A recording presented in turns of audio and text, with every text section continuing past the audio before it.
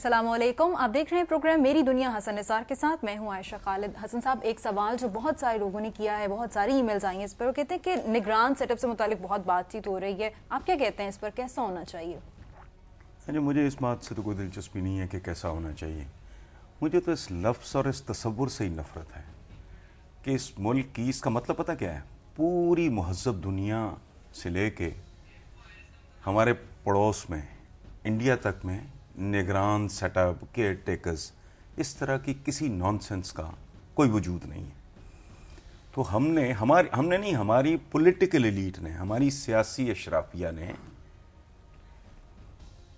इसको आइन में घुसा के इस बात का इतराफ़ किया है कि हम नालायक हैं, हम चोर हैं, हम बददियानत हैं, हम बेईमान हैं, हम डंडी मारने वाले लोग हैं।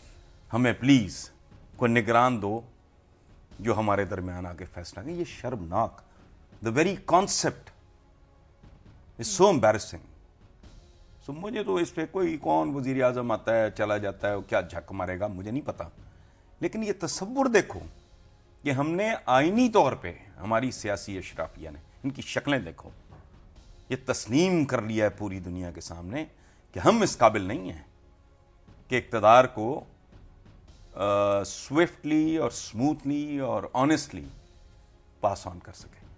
कभी हुआ है? इसलिए इसको छोड़ो, मैं तो इस पर कमेंट भी नहीं करना चाहता। अच्छा हसन साहब, एक और बात जिसमें बहुत ज़्यादा डिस्कशन हुई है वो हुकूमत की कारकर्दगी जो इन 5 सालों में रही, आपका क्या तबसरा इस परफॉर्मेंस पर, कैसी रही? इस पर भी क्या है यार, ये कौन सी कोई शेरशाह सूरी की हुकूमत है जिसमें मैं तबसरा करूं। अंदाज़ा लगाओ, कल ही अपने जो कामरान शाहिद ने मवाजना दिया है, सब कुछ मुझे मालूम है, लेकिन मैं कांप गया सुन के कि परवेज़ मुशर्रफ साहब, जिनको ये अमर और पता नहीं गासिब क्या कुछ कहते हैं, 62 पे डॉलर गर्दन से पकड़ के रखा हुआ था परवेज़ मुशर्रफ। पेट्रोल, ज़रूरियात ज़िंदगी, आटा, चावल, दालें, घी, सब किधर था, दुगने से भी आगे सारा कुछ चला गया। तो इस लानती परफॉर्मेंस पे मैं क्या तबसरा करूं। शेरशाह का मैंने, बल्कि मुझसे ज़्यादती हो गई। शेरशाह सूरी, पहली बात हुई है इतना सा मुल्क है, शेरशाह सूरी का मुल्क बंगाल से खुदा जाने उसमें से आधी दर्जन मुल्क निकले, और 5 साल से कम शेरशाह सूरी को वक्त मिला था। और वेस्ट के रमज़म्योर, टॉइनबी टाइप इस तरह के जो मुवर्रिखीन हैं वो लिखते हैं कि अंधेरी रात में बूढ़ी औरत घने जंगल के अंदर से सोना उछालती हुई गुजरती थी तो किसी की जुर्रत नहीं थी उसकी तरफ देख सके। ये है परफॉर्मेंस। ये तो बाजीगर से लोग हैं, ऊपर से लेके नीचे तक। ये रैपिड, ये चोर की दाढ़ी में तिनका, मुझे दो कुछ सर्टिफिकेट चाहिए तुमसे। ओ भाई, ये रैपिड, मैं खैर ये तो मैंने कभी रैपिड के हवाले से बात नहीं की, खाया गया या नहीं खाया गया उसको छोड़ें, मेरा वो इशू नहीं है। मैं ये कहता हूँ ये बिल्कुल ये मंसूबा इस तरह का है, वक्त बता देगा, और बताना शुरू कर दिया है वक्त ने कि देखो, मैं और आप, हम 50 साल जिंदगी को बर्बाद करेंगे ना, सोना बना लें, सोना बनाने में कामयाब हो जाएं, लेकिन वो सोना, असली सोने से 10 गुना 50 गुना महंगा हो।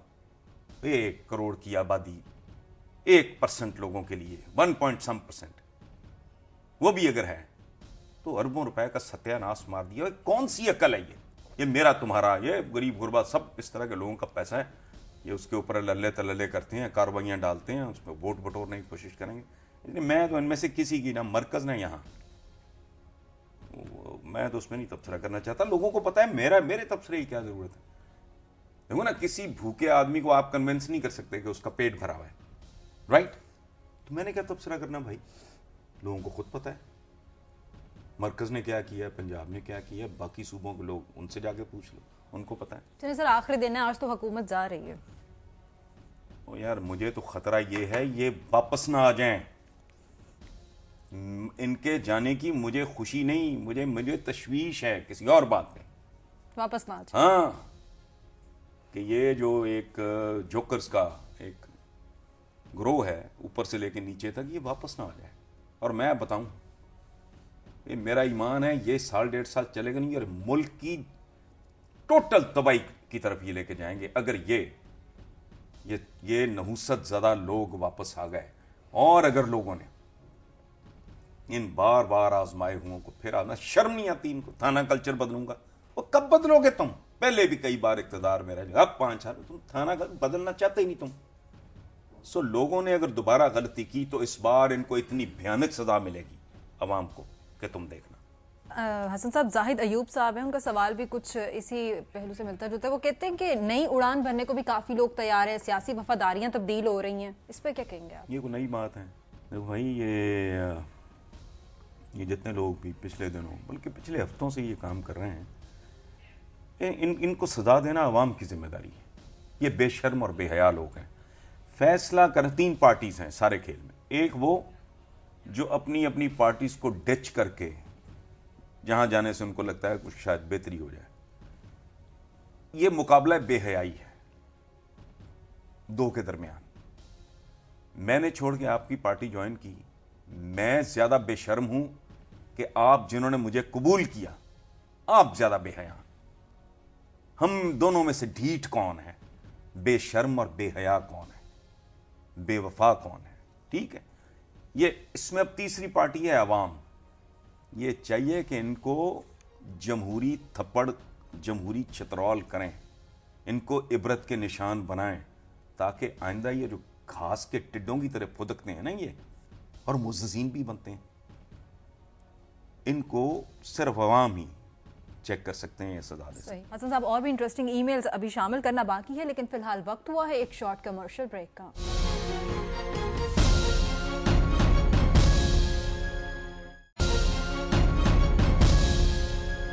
ब्रेक से वापसी पर प्रोग्राम को आगे बढ़ाते हैं और हसन साहब एक मुख्तलिफ सवाल शामिल करते हैं। मुजम्मिल हैं यूएई से, आपसे पूछना चाहते हैं कि वेस्टर्न वर्ल्ड का हमारी यूथ पर क्या इन्फ्लुएंस और कितना है?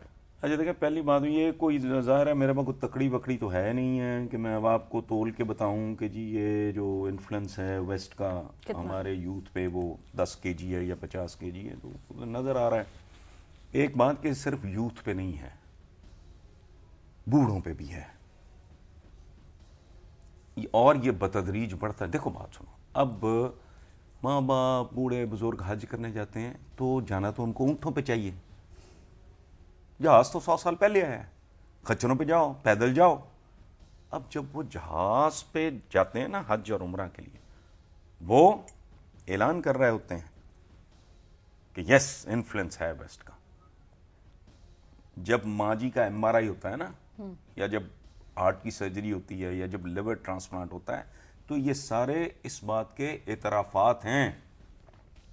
हमारे गांव में बेलीपुर में हमारे घर में बेलदारी मालीगिरी करने वाले लोगों ने जीन्स पहनी हुई हैं, चाहे वो लंडे की हों। सही, ठीक है, औलादें हमारी, मैं नहीं खा सकता वो बर्गर्स और ये क्या हॉट डॉग्स और ये नूडल्स और ये, भाई ये कहाँ का के खाने हैं? आपका लिबास, मौसीकी आप उनकी सुनते हो, लिबास आप उन जैसा पहनते हो, ठीक है, खाने वो मुकम्मल। और ये जो सिविलाइजेशंस लीड कर रही होती हैं, डोमिनेट करती हैं, कामयाब होती हैं, वो फिर एक नस्ल को नहीं या सिर्फ एक तबके को नहीं, वो ग्लोबल लेवल पे स्वीप करते हैं और प्रिवेल करते हैं और इन्फ्लुएंस करते हैं। जब मुसलमानों का अरूज था, या आज भी जब आप वेस्टर्न यूनिवर्सिटीज़ वगैरह में नहीं देखो खास तरह की चकोर सी टोपियां पहनी हुई और गाउन्स पहने में, ये कहाँ की ट्रेडिशन है? स्पेन की है।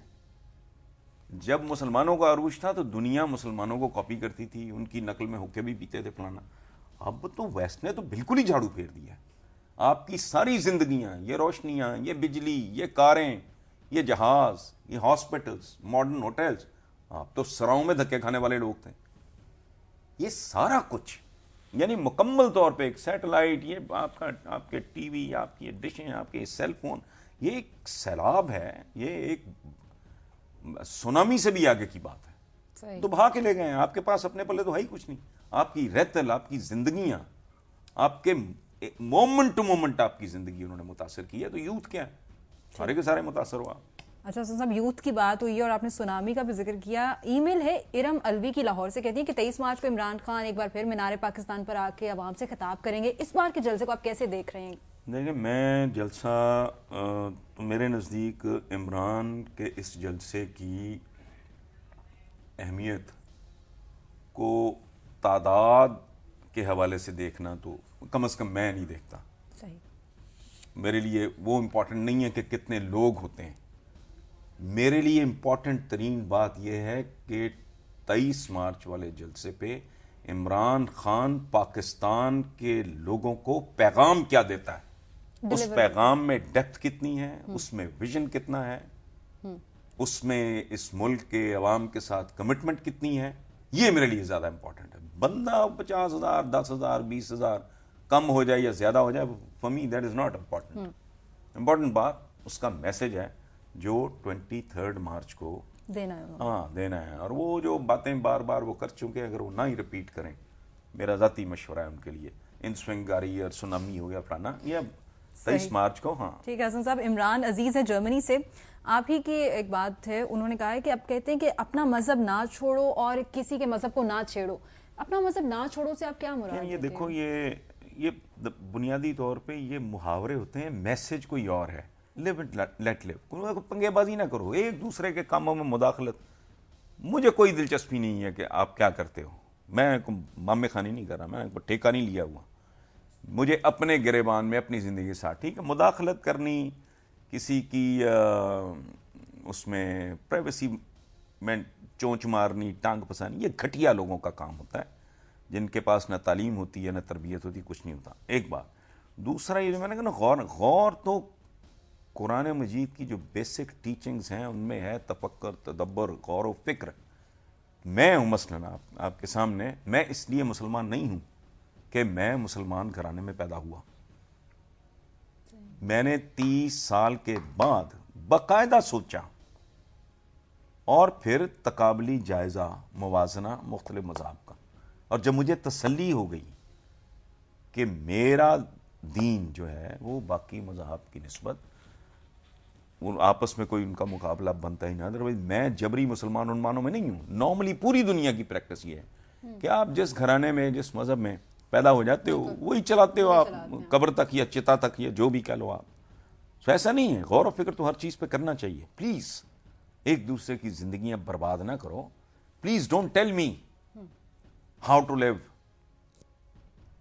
میں نے زندگی کیسے گزاری. مجھے میرے رب کا معاملہ ہے, آپ ٹھیکیداری مت کریں. اور یہی اس ملک کا عذاب ہے بہت بڑا, کہ ہر آدمی دوسرے کا, اس کو اپنی منجی کے نیچے ڈانگ نہیں پھیرنی. وہ یہ ہے کہ بھئی اچھا عائشہ کیا کر رہی ہے, یہ حسن نثار کیا کر رہا ہے, وہ جمال کیا کر رہا ہے, کمال کیا کر رہا ہے. حسن صاحب اور بھی سوال پروگرام میں شامل کریں گے, لیکن یہاں وقت ہوا ہے ایک بریک کا. دیکھتے رہیے پروگرام میری دنیا حسن نثار کے ساتھ.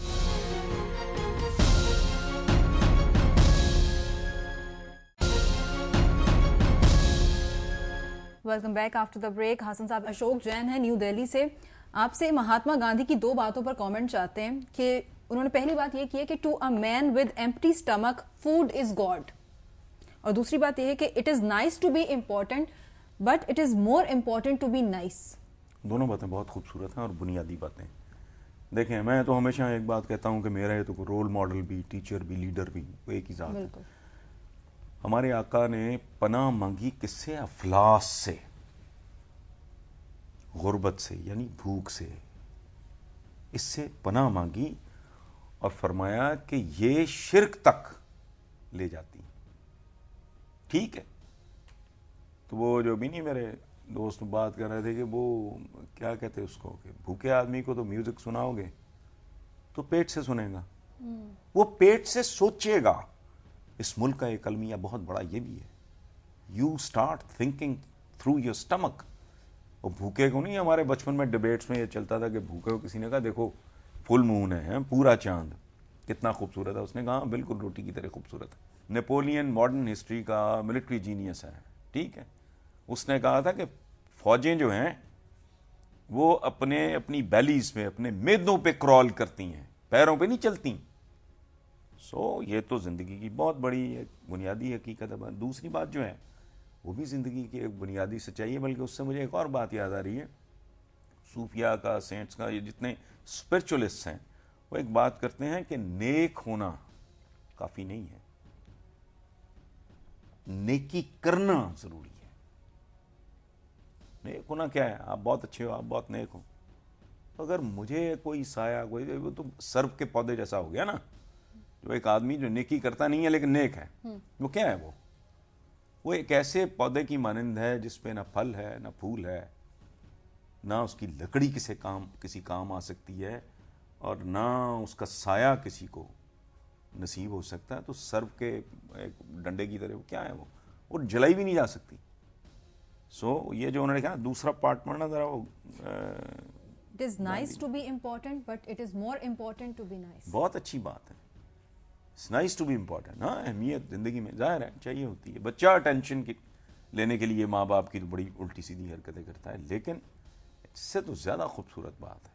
اچھا انسان ہونا وہ زیادہ اہم انسان ہونے سے زیادہ ضروری ہے کہ آپ اچھے انسان ہوں. ہاں بالکل ٹھیک. حسن صاحب شعر کی طرف آتے ہیں، آج کا شعر سنائیے.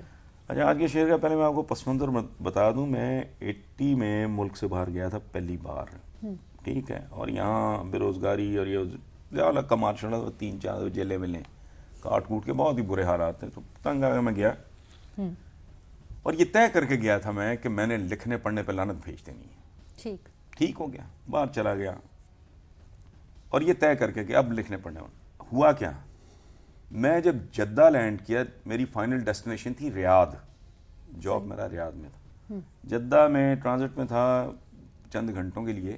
تو جدہ لینڈ کرنے کے بعد میرا خیال ہے گھنٹہ یا 1.5 گھنٹہ لگا ہوگا جب یہ شعر، اور میں پھر ہنس پڑا کہ چور چوری سے جاتا ہے. میرا شعر یہ ہے: بدن لے کر چلا ہوں جان پیچھے چھوڑ آیا ہوں، بدن لے کر چلا ہوں جان پیچھے چھوڑ آیا ہوں، وطن سے دور ہوں پہچان پیچھے چھوڑ آیا ہوں.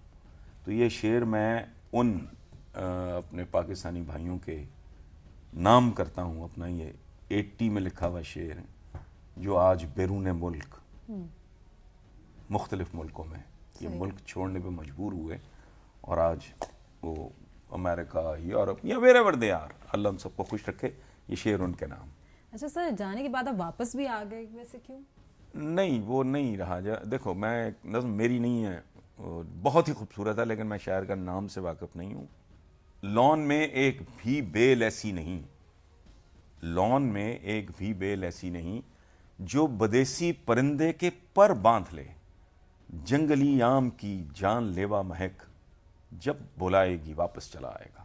تو مجھے اس ملک کی جو مکھیاں ہیں نا، اس کے شاپر، اس کی گندگی، ٹھیک ہے نا، اس کی بدنظمی، اس کی خباثت، ٹھیک ہے نا، یا ناانصافی، ظلم، جو کچھ بھی ہے، اس کے باوجود نہیں. بہت خوب حسن صاحب. اس کے ساتھ ہی پروگرام کا وقت ختم ہو جاتا ہے. اپنا فیڈ بیک ہم تک پہنچانے کے لیے آپ ہمیں ای میل کر سکتے ہیں meriduniya@duniatv.tv پر. اس کے علاوہ اپنا میسج ہم تک پہنچانے کے لیے MD لکھ کر اسپیس دیجیے، مکمل نام اور پتے کے ساتھ میسج 3031 پر سینڈ کر دیجیے. آپ ہمیں فیس بک اور ٹویٹر پر بھی جوائن کر سکتے ہیں. ملاقات ہوگی کل، تب تک کے لیے اپنا بہت خیال رکھیے. خدا حافظ.